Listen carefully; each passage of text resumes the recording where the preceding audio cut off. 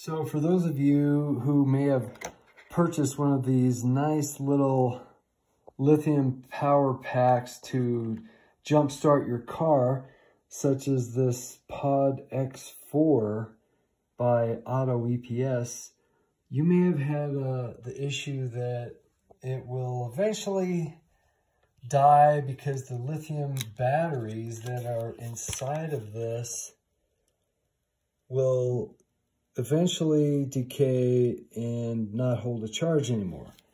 Right now I'm connected to this 15-volt power supply that is on the input charging this battery, and I'm measuring the output, which would go to your vehicle to charge it, and you can see it's constantly fluctuating here.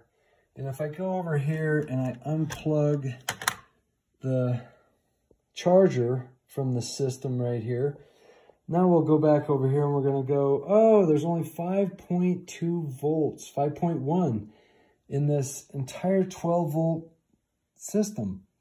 So that's not good. And if we plug, we'll push this battery button right here. See if that does anything on the lights here, and none of the LEDs light up. They come out over here. And so this battery is no longer any good. So you can go to Amazon, for instance, or eBay, and maybe buy yourself another battery, such as this 3S LiPo battery. This is a 5200 milliamp hour, 11.1 volt battery. This is essentially the same battery as what I have in the charger, and you can see the information on it. So the pinout looks a little strange. You've got the, of course, the plus and minus 12 volts.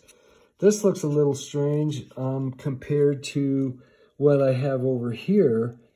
However, it's actually very similar in that these two black ones are ground.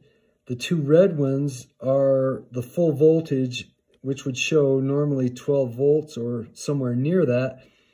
The yellow is going to be the first cell voltage.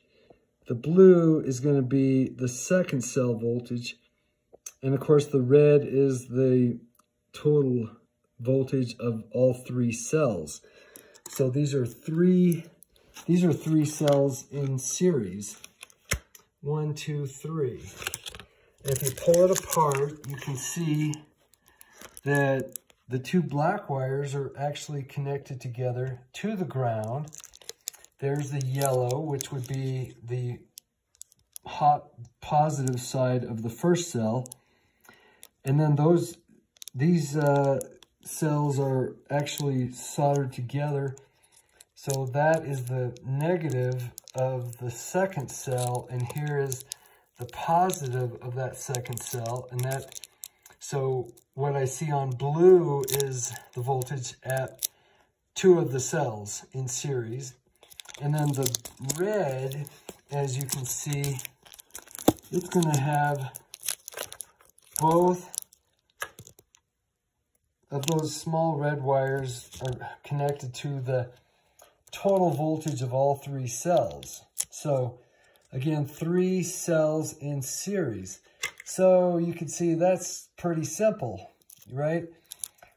And then if I go to the battery I bought, which as you can see, it's quite a bit thicker, but I'll just have to tape this unit up. I was going for more current, longer life when I'm jump starting, but if you take a look at it, pull it apart, you can see that there's the grounds.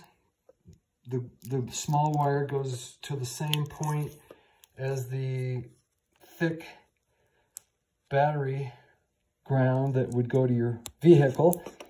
And then, let's see, here's one of the yellow wires. So that's for the first cell. So that yellow wire is going to be the voltage of cell 1, or S1.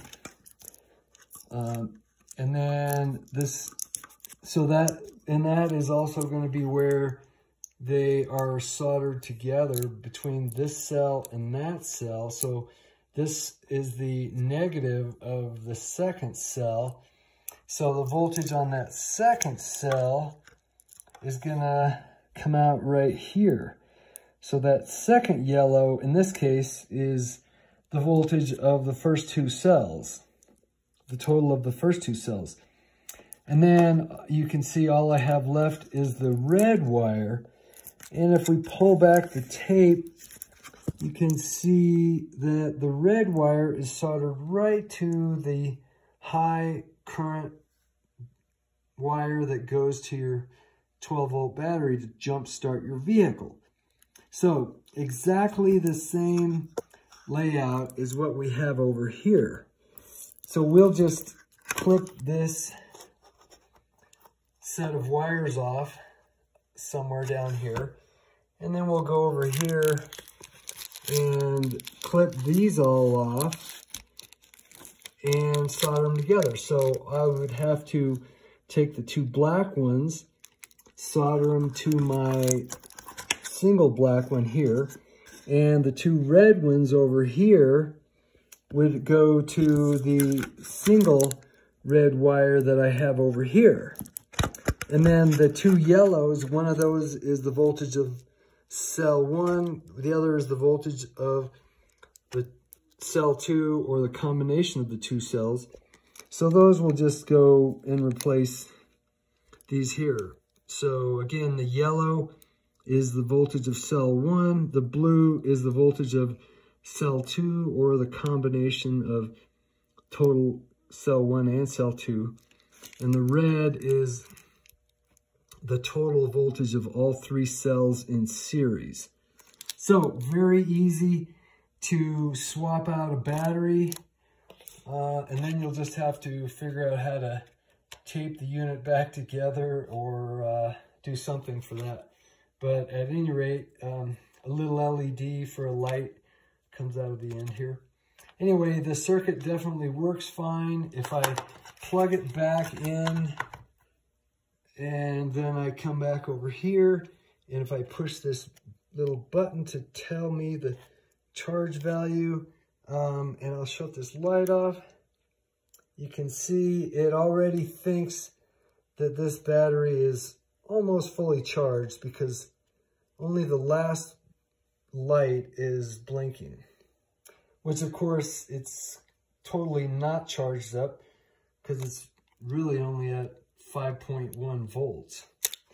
So anyway, that just shows that this is charging, and I measured it with the meter at the output here. I can measure it at these points here, and I can go red to black and see the 12 volts. I can go black to yellow, see the first cell, and black to blue and see the second cell voltage. So very easy to swap it out, very cheap.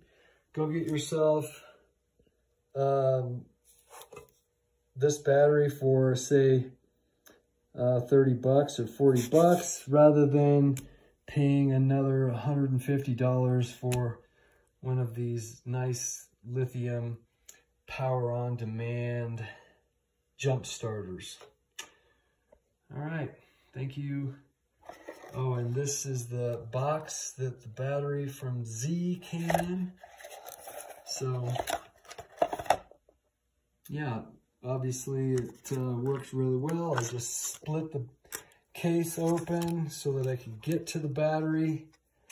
And then when I'll desolder these thick wires from here, desolder them off of here, and solder, desolder these thick wires and put them onto the new battery, because I need this connector to go to the jumper cables rather than the connector for a typical RC car.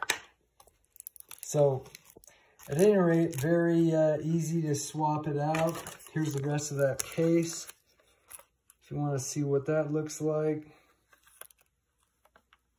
This had the battery stuck in it.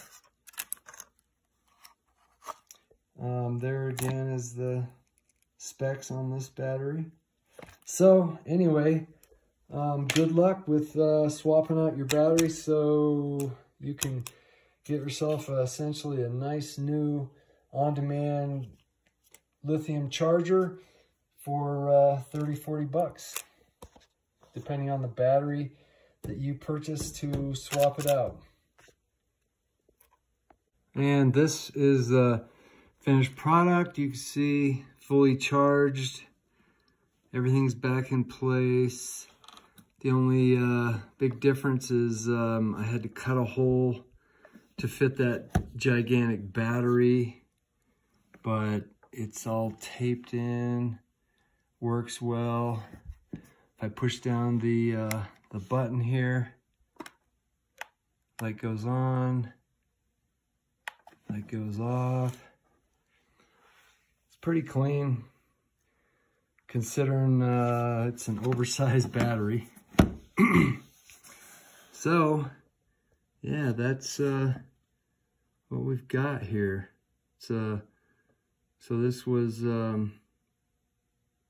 what we had in the original product, and this is what we put in